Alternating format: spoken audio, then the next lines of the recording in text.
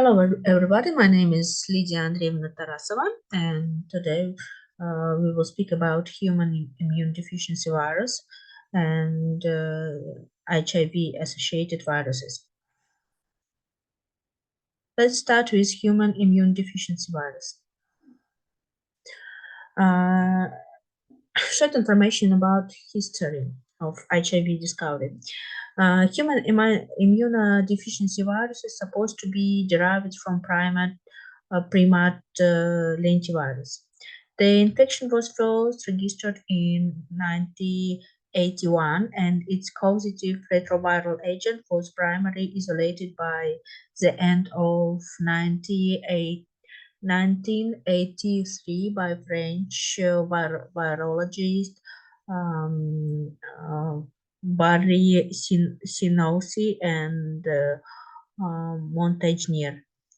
At the end of 1983, Hallow reported about isolation of a new retrovirus putative causative agent of AIDS. So Hallow was the first who isolated this virus. And further molecular genetic analysis demonstrated the identity of genomes of both viral agents. In 2008, Mark Sinosi and El Montagier were awarded Nobel Prizes in Physiology or Medicine for their pivotal discovery. In 1986, in West Africa, F. Clavel and co-workers discovered another species of human immunodeficiency virus, HIV second. Classification: the family is Retroviridae, subfamily is Orthoretroviridae, or sometimes we have information that subfamily is Lentiviridae. Genus Lentivirus, and there are two subtypes, HIV first and HIV second. HIV demonstrate outstanding genetic variability. HIV-1 is divided into genetic groups M, N, O, and P.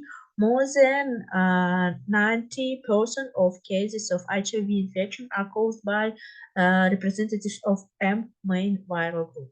Every genetic group contains multiple genetic subtypes. Subtypes are able to cross recombination with formation of circulation recombinant forms of HIV. Subtype variation generate multiple HIV quasi-species during the course of HIV infection. That means that this virus can make a mutation in each person, in each organism, in each course of HIV infection. When we talk about viruses who has genetic variability, we can remember influenza viruses, for example. We can remember coronaviruses, but these viruses, they make mutation once and then create a new strain, for example, new type, and the HIV, human immune deficiency virus, it can make mutation in more often, high frequency mutation, uh, because it can be able to mutate in each course of infection, in each person, in each patient. And this is the difference. Structure of HIV, these viruses, it has spherical type of symmetry, and it is not so big, and its nucleic acid is RNA positive, and peculiarity is that it has a specific enzyme, reverse transcriptase. And it is enveloped viruses. Its envelope has a specific glycoprotein 120 and GP41. This is GP120 and this is GP41. Viral resistant, it can be resistant 10 days in a blood. It can be resistant in surgeon at room temperature at 4 weeks. When dried in blood spots, HIV stays viable for several days. HIV remains infection during long-term storage at low temperatures. And it inactivated by heating at 60 degrees for 30 minutes and 100 degrees for 1 minute. Sensitive to the most common disinfectants and antiseptics. Killed by acid or alkaline pH. So it can overcome lower temperature and desiccation.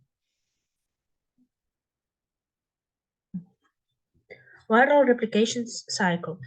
It is not uh, usual. It has some specific peculiarities. Virus attachment is performed via GP120. So and GP120 binds to CD4 molecules of lymphocytes, macrophage, and some other cell types. Look at this picture. You see viral glycoprotein GP120, and you see how it can bind to the CD4 receptors on the surface of the T cell. High density of membrane CD4 is essential for CD4 plus T helper cell and T memory cell, but expression of CD4 on monocytes, macrophage, dendritic cell, glial cell, astrocytes, and neurons of CNS or enterocytes is enough for HIV adherence. Binding to CD4 induced GP41 mediated membrane fusion and virus uptake. So it entered to the human cell by fusion. Then uncoating occurred, and then viral genomic RNA undergoes reverse transcription to complementary DNA by enzyme reverse transcriptase. So it make DNA on the base of RNA. It creates DNA on the base of RNA, converted to the its RNA to DNA, and by this way, new viral DNA is imported to the nucleus for integration to the host genome.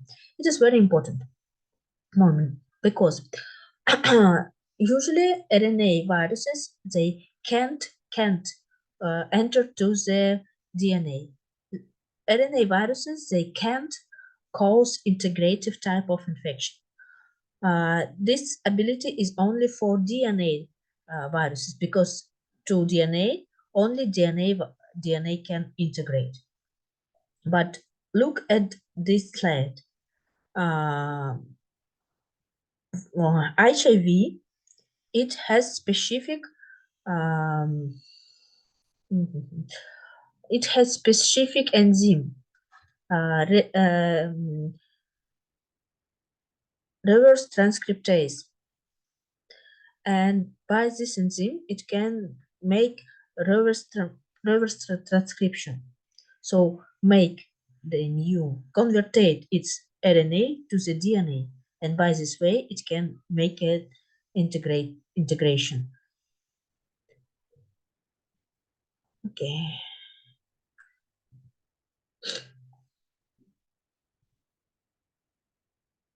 Hmm. Um, Incorporation of HIV DNA is catalyzed by viral integrase. After ribosomal translation, primary viral polyproteins are preceded by viral proteins. Viral assembly morphogenesis take place in the cytoplasm.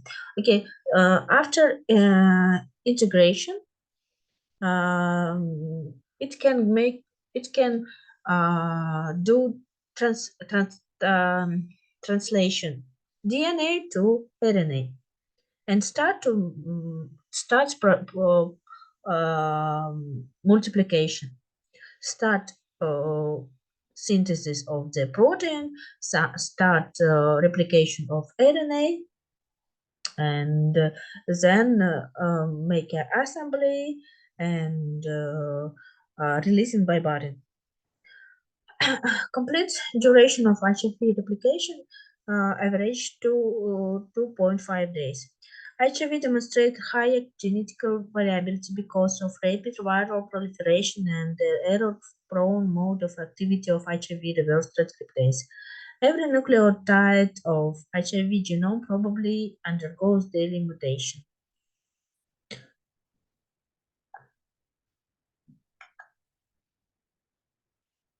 HIV binds to CD4 and chemakin co-receptors and enters by fusion. The genome is reverse transcribed into desoxyribonucleic acid in the cytoplasm, enters the nucleus, and it's integrated into the nucleus DNA. Here on the slide, viral enter to the human cell by fusion, then it make uncoating, and uh, by using reverse transcriptase, it can make a reverse transcription on the viral on the base of viral RNA. It can create DNA. So convertation RNA to DNA, reverse transcription, and then this DNA integrate to the host host DNA, and by this way it can persist during a lot of during a long time, and it explains why RNA viruses can cause latent infection, because you know that latent period of the HIV infection can be during 10 years and more than 10 years. This is because of this stage, because of integration. But then after integration, virus can go to the reproduction, so disintegration of DNA, and then creation and transcription genomic RNA, and then cycles of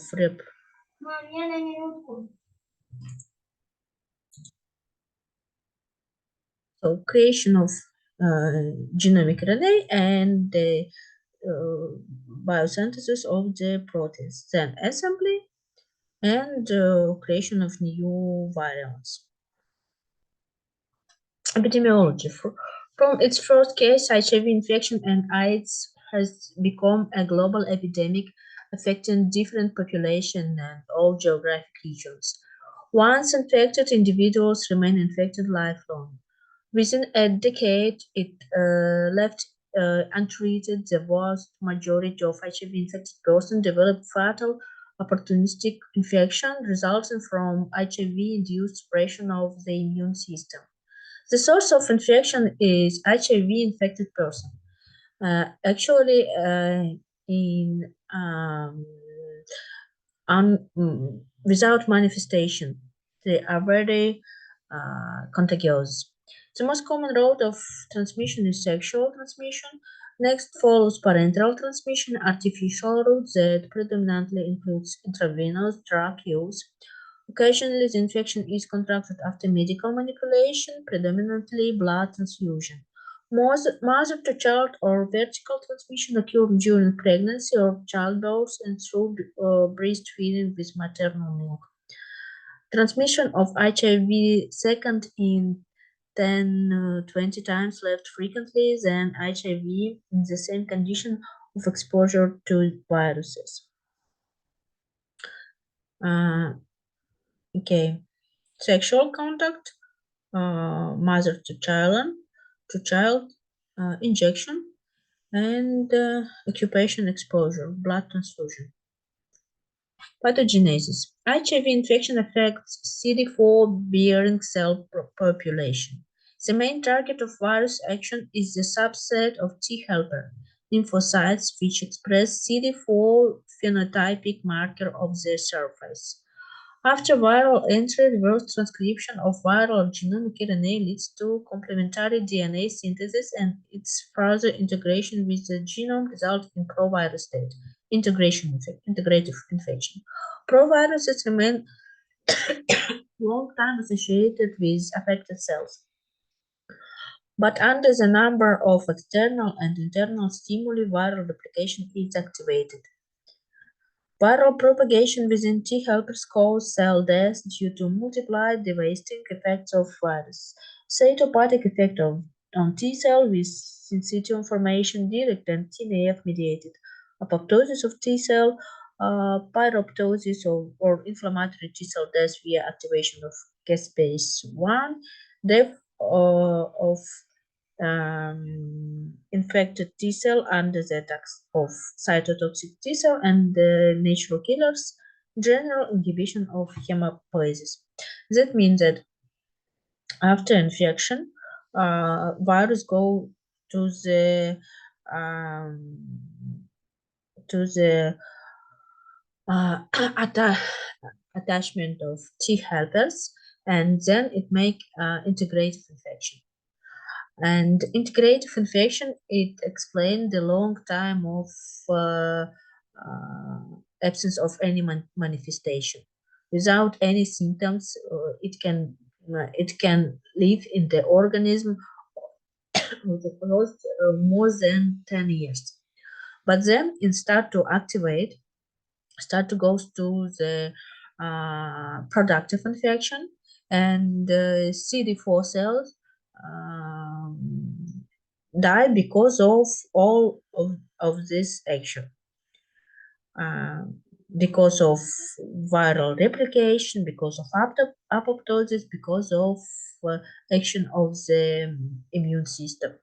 But CD4 cells became to be killed by another immunological cell.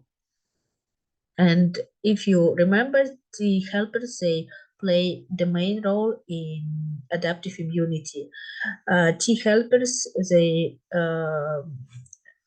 are the middle part in the process of antigen presentation. They activate B cell, activate CD8 cell, and also T helpers. They also CD4 cells. They also T memory cell became the T memory cell. Okay, monocytes and macrophage play a substantial role in the dissemination of HIV infection. Unlike CD4 T lymphocytes, monocytes are relatively refractory to the cytopathic effects of HIV, and the virus can be transported to virus organisms and tissues such as lungs and brain. Infection of glial cell, astrocytes, and neurons of CNS is followed by permanent uh, neuropsychiatric disorders in patients with HIV infection.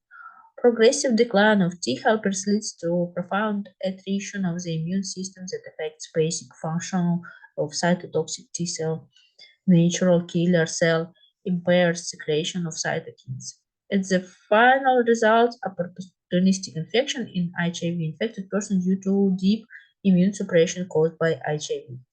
What is opportunistic infection? Opportunistic infection usually they caused by not pathogenic or conditionally pathogenic pathogens, but they can cause infection only in the case of immune comprehensive people. So this is infection only which can cause only in the case of immune comprehensive people.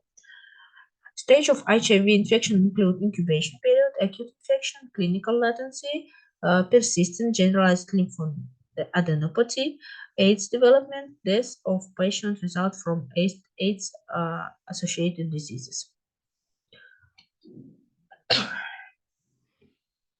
Opportunistic infection induced by pathogenic agents that rarely cause serious disease in immune-competent individuals.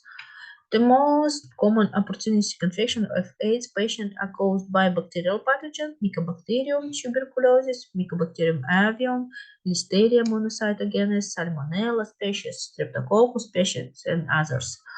Viruses, cytomegaloviruses, varicella zoster, herpes simplex, adenoviruses, and others, protozoans, Toxoplasma gondii, Cryptosporidium, fungi, Candida, Cryptococcus, Histoplasma, pneumocystis, and others.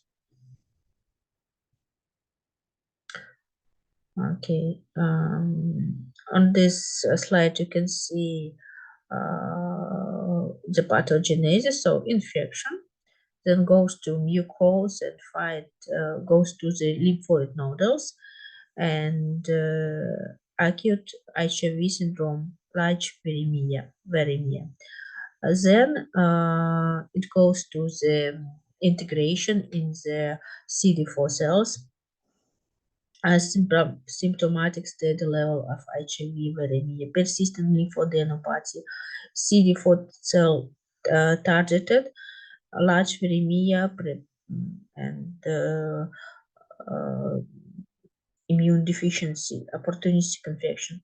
After beginning of the productive infection of multiplication, but on this stage, uh, persistent lymphodenopathy, asymptomatic level. It is because of integrative infection of the HIV. It integrates to the CD4 cell and can state as a provirus during a long time.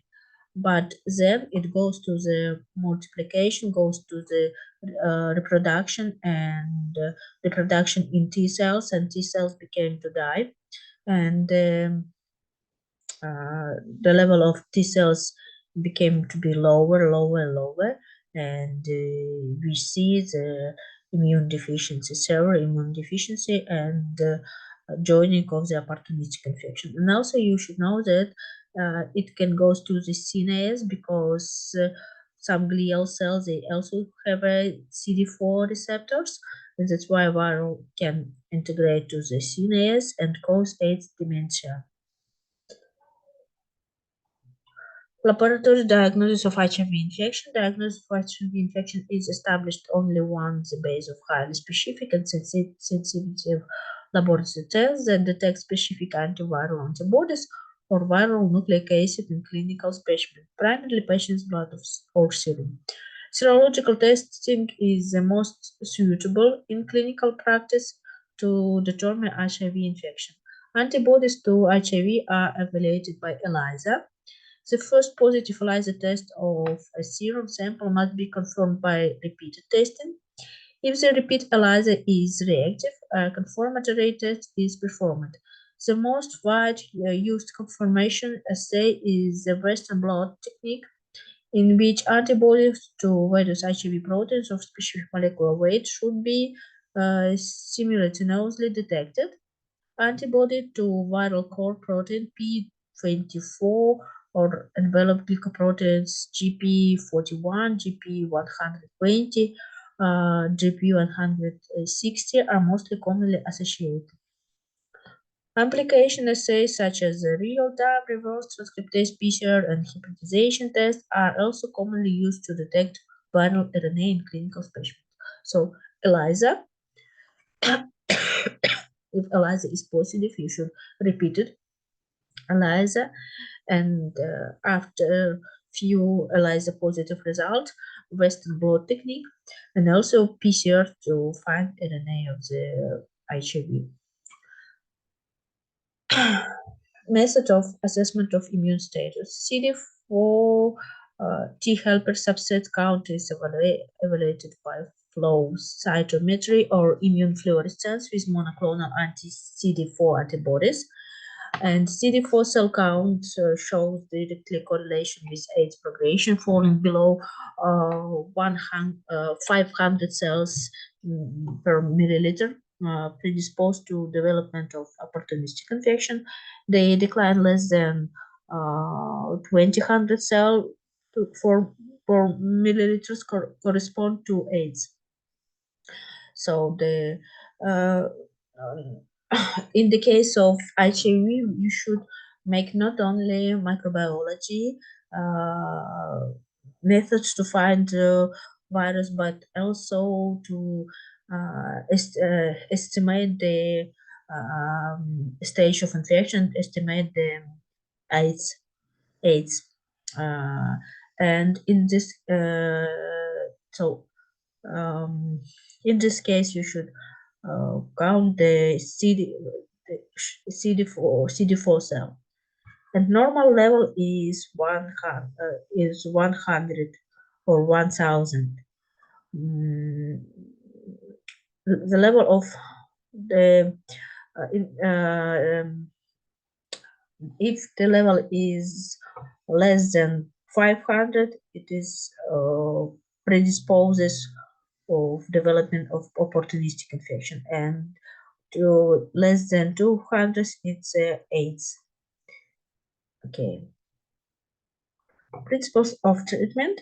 There are specific antiretroviral drugs, nucleosides, inhibitors of HIV reverse transcriptase, lamivudine, abacavir, azithromycin, and many others. Non-nucleoside inhibitors of HIV reverse transcriptase, HIV protease inhibitors, HIV integrase inhibitors, inhibitors of HIV entry and fusion, um, and other.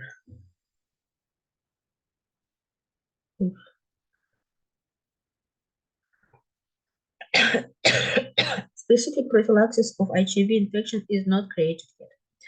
Recombinant viral enveloped glycoproteins are the most likely candidates for vaccine. Unfortunately, vaccine development is extremely difficult because HIV mutates rapidly. Furthermore, the virus stays integrated within the genome of many infected cells and thereby not completely eliminated by the host immune response.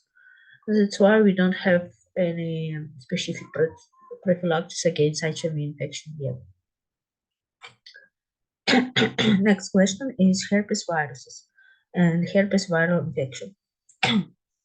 Herpes is one of the viruses which can be opportunistic infection, which can cause opportunistic infection. Okay, here you can see history of discovery, classification. The order is Herpes viralis, family Herpes viride, and it has three subfamilies: alpha, beta, and gamma.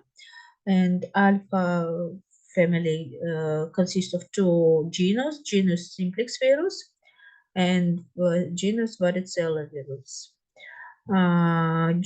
Subfamily beta herpes virus is the main uh, representatives are genus cytomegalovirus and genus roseolavirus. And subfamily gamma herpes virus to this family belong genus lymphocryptovirus and genus rhodinovirus. Okay, here you can see the classification. Alpha, the representative of alpha herpes virina is most spread in the human population. It's a herpes virus type 1 and herpes virus type 2 and varicella zoster virus. And okay,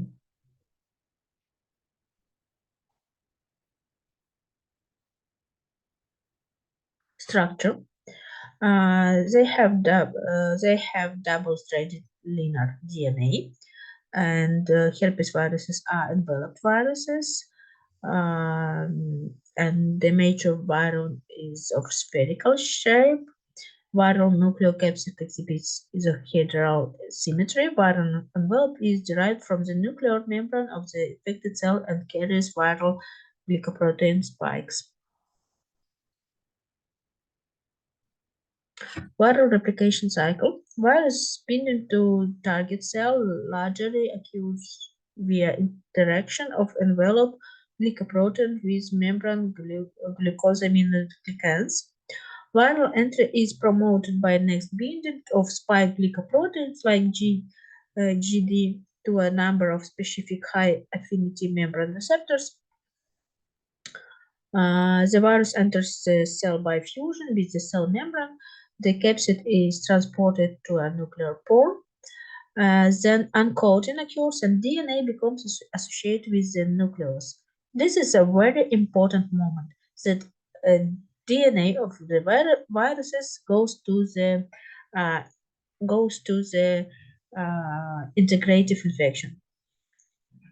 And integrative infection can be very long time. After integrative infection, productive infection start. Viral DNA is transcribed by cellular DNA polymerase second. At first, immediately early and early viral proteins are translated several for viral replication and genome expression. A large number of enzymes involved in DNA synthesis is produced. Next, late proteins are translated. Most of them are structural proteins of herpes virus, encasing of newly synthesized viral DNA and into empty nucleocapsid occurs in the cell nucleus. Maturation accomplishes by budding of nucleocapsid complex through nuclear membrane. Enveloped progeny virals are then released by exocytosis from the infected cell. Productive infection is followed by cell death with lysis. On the other hand, herpes viruses stay dormant inside infected cell resulting in long-stay latent infection.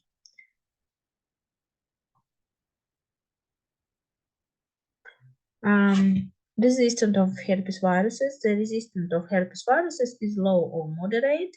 When dried up on inanimate surface, the agent survive from several hours to 7 days. Cytomegalovirus or from few hours weeks. Herpes simplex virus.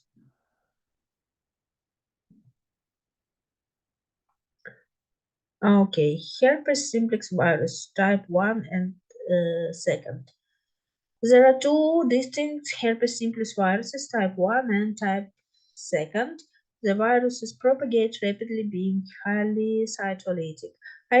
HSV1 is usually associated with oropharyngeal lesions and cause recurrent attacks of herpes labial or fever blisters.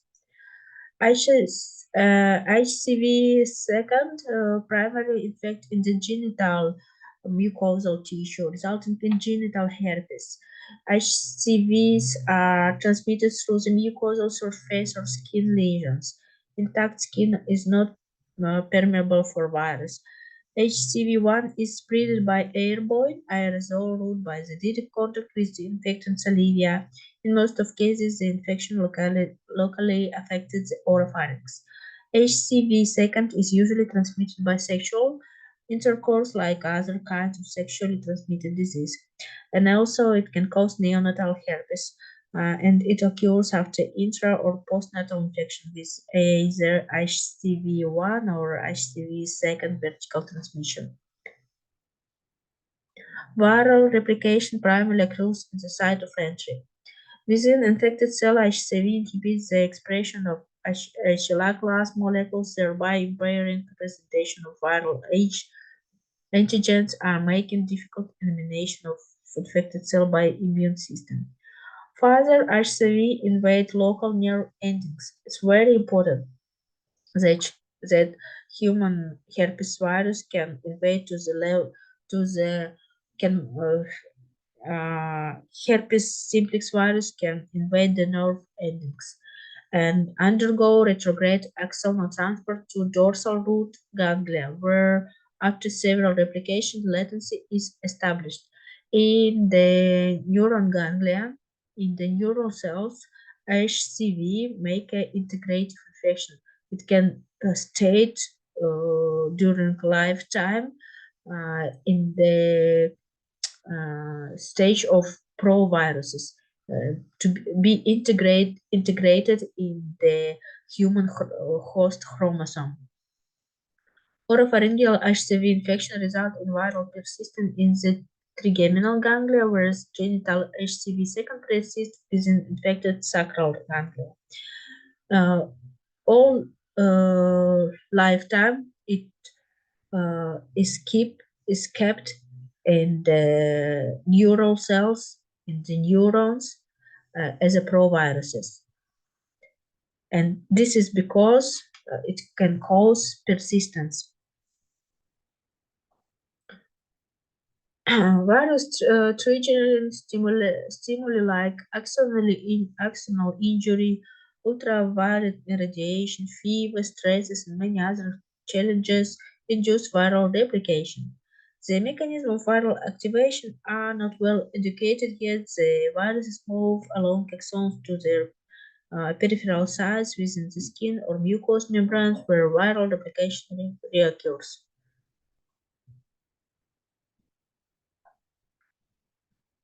Here you can see. So this is mucose, and mucose is route of entry, and viruses goes to the mucose and start to produce themselves, start to multiplicate themselves and kill the cell. And then it goes to the neuron cells, transport along peripheral sensory nerves, and goes to the integrative infection in the ganglia. Kept it, kept itself in the ganglia during long life. And in the case of reactivation, by the axonal transport, it goes to the from the neurocell to the mucose and start to reproduce itself. And we see the symptoms: reactivation. Laboratory diagnosis, the specimen for examination are taken from viral herpetic lesions, throat version, and cerebrospinal fluid can be used as well. PCR assays are most commonly used for viral identification. Viral cultivation is performed in primary tissue cultures. HCVs are further identified by immunofluorescence or neutralization tests. The diagnostic value of serological testing is limited. Elevation of specific antibody in 4/7 day after primary infection with a peak and 2 weeks is detected by ELISA. So we can usually we use PCR and ELISA to detect the herpetic infection. Principles of treatment: acyclovir and valacyclovir are the most used preparation. They inhibit viral DNA synthesis. However, antiviral don't influence on the latent HCV that stay within sensory ganglia. That's why this infection is a chronic infection, and we can't treat it. We can treat only the symptoms. Experimental vaccine or various type of being developed. Nevertheless, there is no efficiency HCV vaccine in current clinical practice. Next, viruses is varicella zoster herpes virus infection. Human herpes virus type 3 or varicella zoster agent is typically herpes virus. The same virus causes chickenpox, varicella, and zoster shingles. Chickenpox develops in case of exogenous VZV infection, whereas shingles emerges after the activation of endogenous latent virus. Pathogenesis. Varicella is primary VZV infection. Communicability of varicella is very high, so it is very contagious infection. It is socially anthropogenic disease. Almost all unvaccinated humans occur the infection. Usually, it's a kids infection. Varicella zoster infection are transmitted via airborne aerosol routes. The source of infection is sick person with varicella or zoster disease. The portal of viral entry is the mucosal epithelium or upper respiratory tract of eye conjunctiva. The incubation period of varicella is very high, more than 3 weeks. The virus circulates in blood, resulting in viremia, undergoes multiple cycles of replication and invariably localizes in skin. Viral infection induces the formation of giant multinucleated cell with characteristic nuclear inclusion. Malaise and fever are the earliest symptoms, followed by next vesicular rash appearance. It aids arise upon whole body surface of the skin or face, trunk, lumbus, buccal mucosa, etc. Varicella complications are rare. The virus may affect inner organs and brain with encephalitis. Immune-compromised patients are at increased risk of various complications of varicella. The pathogenesis. So by the air drop, it can go to the respiratory tract and lymphatic system and go to the inner organs, liver, spleen, reticuloendothelial T system. Then it goes to the viremia and goes to the skin and mucous membrane. And the skin and mucous membrane, it make productive infection, and productive infection in skin is manifest in the specific rash, maculus, papulus, vesicles, pustules, and crusts. And then, after productive infection, it goes to the latent infection in neurons. It's a very important moment that varicella zoster virus, as it was in the case of herpes simplex virus, it can stay during long life in the human organism because it can go to the integrative infection in the neuron cells, in the neuron, and they kept itself during a long time in the neurons, and it can be reactivated. Primary VZV infection is believed to confer lifelong immunity to varicella. After the disease, viral latency is established, followed by VZV persistency within vertebral and cranial nerve ganglia. Exacerbation of herpes zoster infection or shingles are stimulated by reactivation of dormant VCV. The disease is triggered by various factors which are not well defined: body cold, ultraviolet radiation, stress, injuries, flare up of systemic disease. Usually, we talk about immune stress, about uh, immune weakness. In this case, VZV can be reactivated. The disease usually occurs in adults over 15 years of age. It is considered that insufficient immune surveillance permits the reemergence of viral replication in ganglia, causing intensive inflammation or dorsal roots and pain. Virus migrates down the nerves to the skin and mucosa and induce vesicles formation. The skin lesions of zoster are the same as in varicella, but much more painful. The disease onset is followed by severe pain in the area of innervation and affected sensory nerves and ganglia. After exacerbation of chain of vesicles arise over the skin along the afflicted nerve. The most common complication of zoster is post-herpetic neuralgia. The pain may last for weeks or months. Look at this picture. This is the case of chickenpox. After case of chickenpox, viruses go to the latent infection, to the integrative infection in the ganglia, and we have a latent phase. And then after reactivation, in result of reactivation, or for example, in the case of immune stress in the case of immune weakness, viruses reactivate and goes to the from the actionary transfer to the skin and manifest in the area which connect with the neural endings, and we can see herpes zoster. So you should understand that herpes zoster, it's a reactivation of the chickenpox. It is very important. Okay, on this slide you can see the same. This is chickenpox, and this is latency, and this is varicella zoster.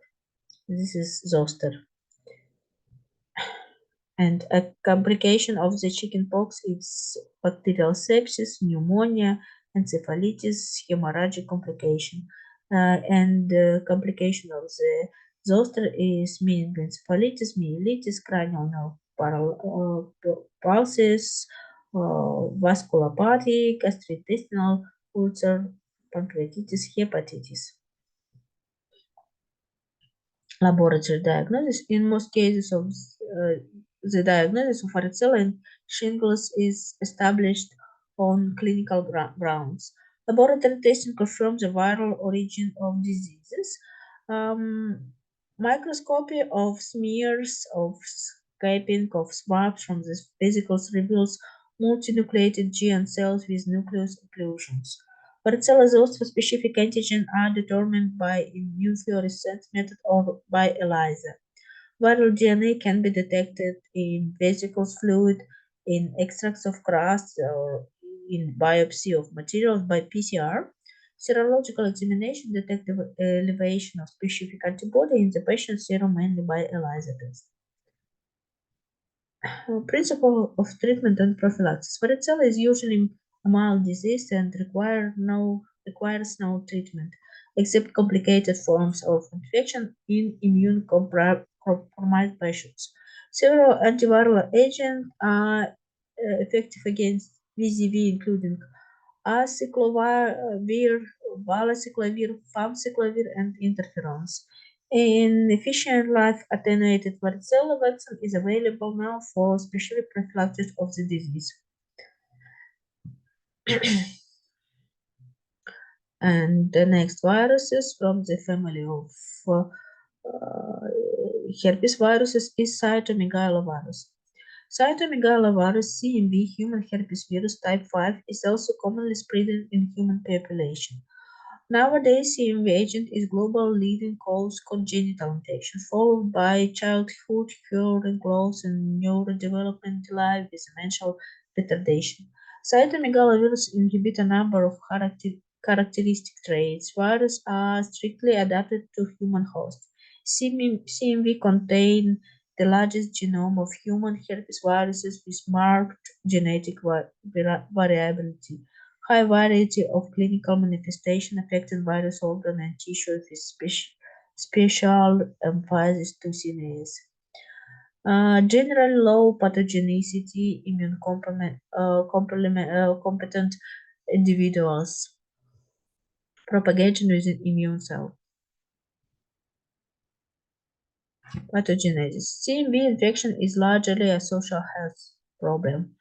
Three main clinical groups of infection are caused by CMV: congenital disorders in newborn and infant, generalized systemic viral infection, and CMV pneumonia in immune-compromised individuals. CMV infection in graft recipients of after again organ transplantation. So we can see that CMV is dangerous for newborns and for people who, for individuals, immune compromised individuals, and also persons who are in the procedure of organ transplantation. Humans are the only known cause and source of infection. Airborne or oral transmission are the most common in cytomegalovirus spread. It can also be transmitted vertically from mother to child by contact routes and by organ transplantation via blood transfusion or by sexual intercourse. CMV infection is CMV infection in immune-competent adults is usually mild or subclinical disease. Incubation period lasts about 30-40 days. Manifested disease reveals mononucleosis-like syndrome with very mild fever, lymphocytosis, and moderate hepatitis. The virus is capable of invading virtually any type of host cell: endothelial cell, leukocytes, epithelial cells, fibroblast, parenchymatous cell of inner organs. CMV inhibits apoptosis of infected cell, maintain viral survival. During infection, CMV actively cheats with salivia, genital secretion, urine, breast milk. After 2-4 weeks, the symptoms of the disease decline as the virus is actively eliminated by this reaction of humoral and cell-mediated immunity, and CMV comes into the state of latency. State of latency means integration. Latent infection is lifelong. The virus persists in CD14 monocytes and bone marrow progenitors. The genome of viral states as episode with infected cells. Reactivation of virus may be common but host immune response withstand viral propagation, preventing infection recurrence. Congenital and perinatal CMV infection are characterized by CMV transmission across the placenta and in pregnancy, during delivery, and rare and with infected breast milk after birth. Cytomegalic disease of newborn often demonstrates systemic cerebral course with encephalitis and CNS damage. Lethality may achieve more than uh, more than 30%. So it is very important to know that CMV is not dangerous for people with normal immune system, but it is very dangerous for pregnant women if they catch this infection in the process of pregnancy, because acute CMV infection can cause the infection of the fetus, because it can go through the placenta. It can be transmitted through the placenta, and also it can be transmitted in the process of the delivery. And in children's, it can cause very serious infection like encephalitis and CNS damaging. Several generalized CMV infections develop in AIDS indicator disease. They affect at least 15% of AIDS patients. CMV accounts for this of 10 or 20% of individuals with AIDS. So look at this slide. CMV, in the case of normal immune system, cause asymptomatic carriers. More than 19% of the normal people are asymptomatic carriers of CMV, and also it can cause mononucleosis. In the case of neonatal newborns, it can cause cytomegalic inclusion disease. And in the case of AIDS, in immune-compromised people, it can cause generalized CMV infection, multi-site symptomatic disease, and cause the death of the individuals which have AIDS. Laboratory diagnosis of CMV: specimen of throat wash, including saliva, blood, and autopsy materials are taken for examination. For rapid CMV detection, immunofluorescence and ELISA and PCR. By ELISA, we can catch the antibodies, and PCR, we can catch DNA of the viruses.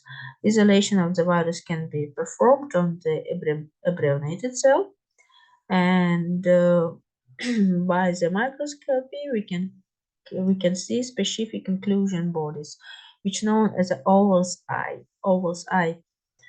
And look at this picture, you can see owl's eye. It's a inclusion, intracellular inclusion of the viruses.